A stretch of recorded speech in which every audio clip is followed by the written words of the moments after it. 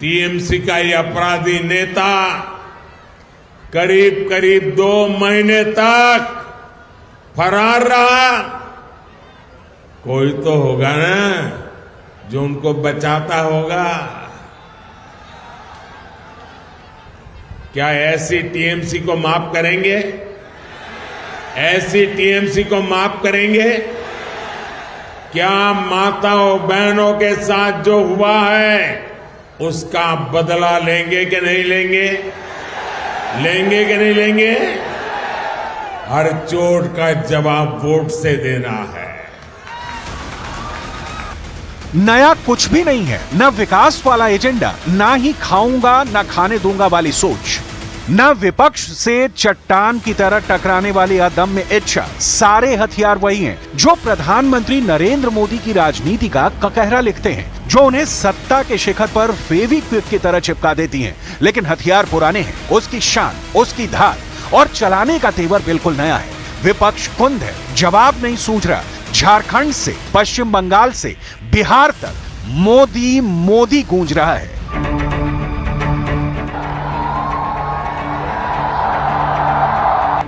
आरामबागवासी के अमार आंतरिक शुभेच्छा।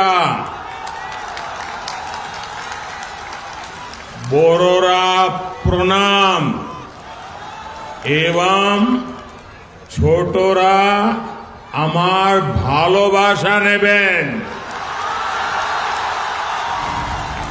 तूफानी दौरा करते हैं प्रधानमंत्री नरेंद्र मोदी। रात के 3 बजे गुरुवार को टिकट बांटने की रणनीति पर विचार करते हैं, बैठक करते हैं और अहले सुबह झारखंड के धनबाद में होते हैं। देश की जनता को गारंटी देते हैं, हम काम की शुरुआत भी करते हैं, काम पूरा भी करते हैं और हम ही उसे जनता जनार्दन को समर्पित भी करते हैं। ये मोदी की गारंटी है। ये मोदी के गारंटी है।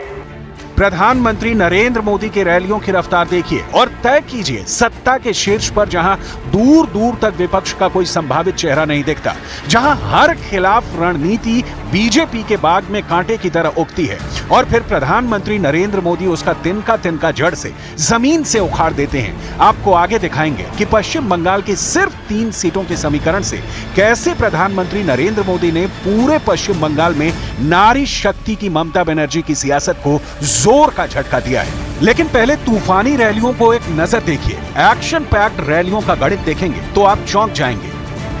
2 दिन 3 राज्य 96 सीट का सौभाग्य। 1 मार्च की सुबह पीएम मोदी ने झारखंड के धनबाद में रैली की। इसके बाद पीएम मोदी ने सिंदरी में हल उर्वरक प्रोजेक्ट का उद्घाटन किया। दोपहर 11 बजे पीएम मोदी ने धनबाद, गिरिडीह और कोडरमा से आए लाखों कार्यकर्ताओं को संबोधित किया।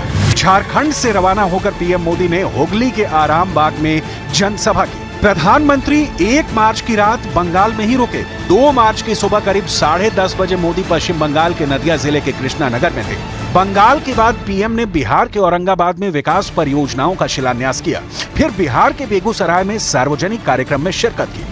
जिन 3 राज्यों में प्रधानमंत्री नरेंद्र मोदी ने रैलियां की, उन राज्यों में लोकसभा सीटों की सेटिंग बीजेपी के पक्ष में है। बिहार में बीजेपी अगर इस बार बढ़ी तो 1 सीट बढ़ने की ही गुंजाइश है। 2019 में एनडीए ने बिहार में 39 सीटें जीती थी। बिहार में लोकसभा की कुल 40 सीटें हैं। नीतीश कुमार फिर से एनडीए का हिस्सा है और बिहार में 2019 दोहराने की पूरी संभावना है। लेकिन प्रधानमंत्री नरेंद्र मोदी चांस वाली राजनीति नहीं करते।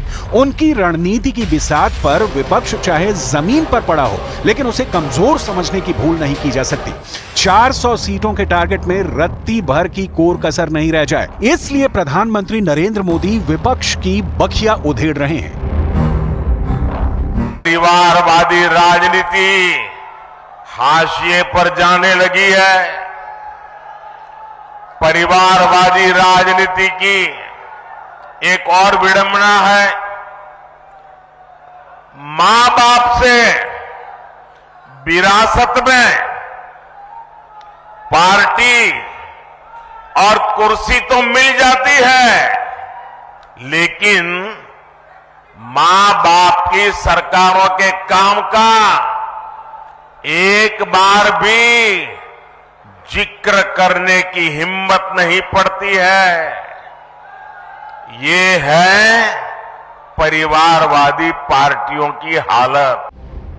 बिहार की 40 सीटों का गणित लगा लिया आपने, तो पश्चिम बंगाल का रुख कीजिए, जहां ममता बनर्जी की पूर्ण बहुमत की सरकार है, लेकिन सरकार भ्रष्टाचार के आरोप से घिरी है, गैंगरेप के पीड़ितों की अनसुनी आरोपों से घिरी है, आरोपियों को शरण देने के आरोपों में फंसी है। प्रधानमंत्री नरेंद्र मोदी चुन चुन कर बोलते हैं। पश्चिम बंगाल की टोटल लोकसभा सीटों का समीकरण सिर्फ 3 लोकसभा क्षेत्रों में दौरे से प्रधानमंत्री नरेंद्र मोदी ने कैसे सेट कर दिया, आपको आगे दिखाएंगे। पहले इन 3 सीटों को ही क्यों चुना गया, ये समझ लीजिए।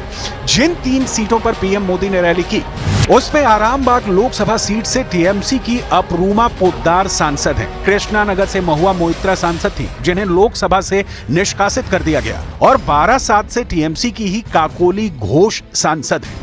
मतलब पश्चिम बंगाल में महिला प्रतिनिधियों की टीएमसी की ओर से कोई कमी नहीं है, लेकिन संदेश खाली में महिलाओं के अधिकार के लिए अनुसूचित जाति आयोग, मानवाधिकार आयोग सवाल खड़े करता है। लेकिन ममता बनर्जी की सरकार एक्शन में नहीं आती।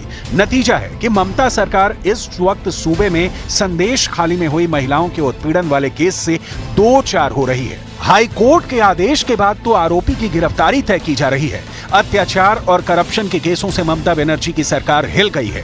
इस बीच प्रधानमंत्री महिला सांसदों वाली सीटों से रैलियों का आगाज कर पश्चिम बंगाल की महिलाओं को लाउड एंड क्लियर मैसेज दे रहे हैं कि पश्चिम बंगाल में मां, माटी और मानुष नहीं, अमानुष का बोलबाला है। मां, माटी, मानुष, ये इसके ढोल पिटने वाली टीएमसी ने संदेश खाली की बहनों के साथ जो किया है, वो देखकर पूरा देश दुखी है, आक्रोशित है। पश्चिम बंगाल में लोकसभा की 42 सीटें हैं। पिछले चुनाव में बीजेपी को इसमें से 18, तृणमूल कांग्रेस को 22 और कांग्रेस को 2 सीट हासिल हुई थी। वहीं झारखंड की 14 लोकसभा सीटों के चुनाव में एनडीए ने 12 सीटों पर जीत दर्ज की थी। यूपीए के खाते में सिर्फ 2 सीट आई। बिहार की 40 सीट में एनडीए ने 39 पर जीत दर्ज की थी, जबकि कांग्रेस के खाते में सिर्फ 1 सीट आई। यानी तीनों सूबे की कुल 96 सीट में एनडीए को 69 सीटें मिली थी। पुराने रिकॉर्ड में गौर करने वाली बात यह थी कि बीजेपी का वोट प्रतिशत का मीटर तीनों सूबे में हाई है। प्रधानमंत्री नरेंद्र मोदी की नजर इसी मीटर को और ऊपर ले जाने पर टिकी है। एक दिन में इतने व्यापक स्तर पर विकास का ये आंदोलन इसका गवाह है कि डबल इंजन सरकार में बदलाव कितनी तेजी से होता है। पश्चिम बंगाल के बाद अब झारखंड की सियासत के बवाल, सत्ताधारी पार्टी के हेमंत सोरेन को जेल जाने का सवाल और सूबे को विकास से वंचित कर देने की कोशिश वाला आरोप। हाँ, जेएमएम और कांग्रेस की परिवारवादी, भ्रष्टाचारी और तुष्टीकरण वाली सरकार बनी है, तब से स्थितियां बहुत बिगड़ी है। जेएमएम का मतलब हो गया है जमकर के खाओ। 2019 के लोकसभा चुनाव में एनडीए ने झारखंड में 14 सीट में से 12 पर जीत हासिल की थी, जबकि कांग्रेस और हेमंत सोरेन की पार्टी जेएमएम को 1-1 सीट मिली थी। मतलब झारखंड में एनडीए पहले से कमाल का ट्रैक रिकॉर्ड रखती है। लिहाजा प्रधानमंत्री नरेंद्र मोदी इन सीटों की 2024 में भी जीत की गारंटी चाहते हैं। आने वाले लोकसभा चुनाव में बीजेपी तुरुप के ऐसे 3 पत्ते इस्तेमाल करने जा रही है जिसकी कोई काट किसी के